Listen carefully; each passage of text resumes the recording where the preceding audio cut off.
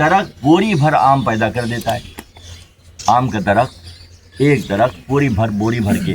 جب آم کا درخت جو کہ جمادات میں سے ہے وہ یہ کر رہا ہے، تو اللہ کا فیض جو اللہ نے متعین کردہ لوگوں کے ذریعے مخلوق میں پیدا ہے. سورج پورا روشن کر دیتا ہے، مگر اصحاب کہف جب سوتے ہیں تو سورج بھی پلٹ کر گزرتا ہے.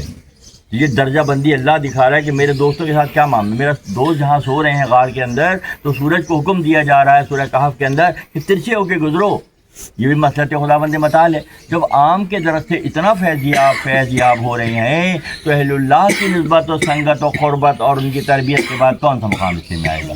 تو وہ اگر کوئی یہ سمجھتا ہے زندگی کے کسی بھی مرحلے میں اس میں یہ غرہ یا یہ خود پسندی پیدا ہونے کا امکان ہوتا ہے، تو اس کو سنبھال رہے ہیں. اور سنبھال کے کیا کہہ رہے ہیں؟ معافی طلبی کر لو، رونا گانا کر لو، اللہ کو زاری پسند ہے زاری کر لو.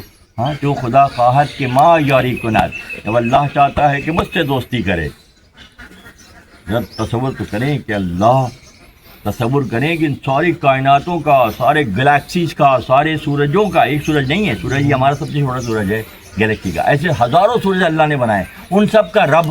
پھر وہ یہ کہہ رہا ہے کہ چوں مروں فرماتے ہیں چوں خدا خواہد کہ ما یاری کنات، جب اللہ چاہتا ہے کہ مجھ سے دوستی کرے، میل مارا جانب زاری کنات، میرا ملان، میرا رجحان زاری عاجزی انکساری کی طرف کر دیتا ہے. تو اگر کہاں بھی انکساری عاجزی ہے، علم کے باوجود انکساری ہے، تو اللہ کہتا ہے کہ وہ اللہ نے اس کو پسند کر لیا ہے، اپنا دوست بنا لیا ہے. تو دوست ایسے نہیں بنتے.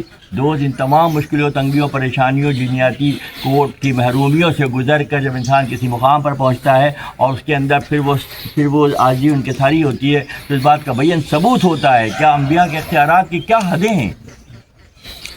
عیسیٰ ابن مریم جس حمام میں غسل فرماتے تھے، سپر نارمل طریقے سے اللہ نے ان کو وجود بخشا، بغیر باپ کے عالم وجود میں آئے، پالنے میں کہہ دیا میں اللہ کے نبی، اللہ نے مجھے کتاب دی ہے. تو وہ عیسیٰ ابن مریم علیہ السلام جس حمام میں غسل فرماتے تھے اور آپ کے وجود سے پانی ٹچ ہو کر جو نالیوں موریوں سے باہر آتا تھا، تو وہاں پہ لوگ جزامی اور برس والے اور مادہ ذات اندھے بیٹھ کر اس پانی کو ہاتھ لگاتے، آنکھوں پر پھیرتے، آنکھیں روشن ہو جاتی، جسم پر پھیرتے تو برس کے نشان مٹ جاتے، ہاتھ پاؤں پہ لگاتے تو جھڑتے ہوئے وجود جو لیپروسی جزام کی وجہ سے جھڑ رہا ہوتا ہے وہ صحیح ہو جاتا. تو اللہ نے دنیا کو دکھایا کہ جو میرا نبی ہے، ابھی امام کی بات نہیں ہو رہی ہے بھائی، ابھی تو اس کی مقتدی کی بات ہو رہی ہے، عیسیٰ ابن مریم کی بات ہو رہی ہے.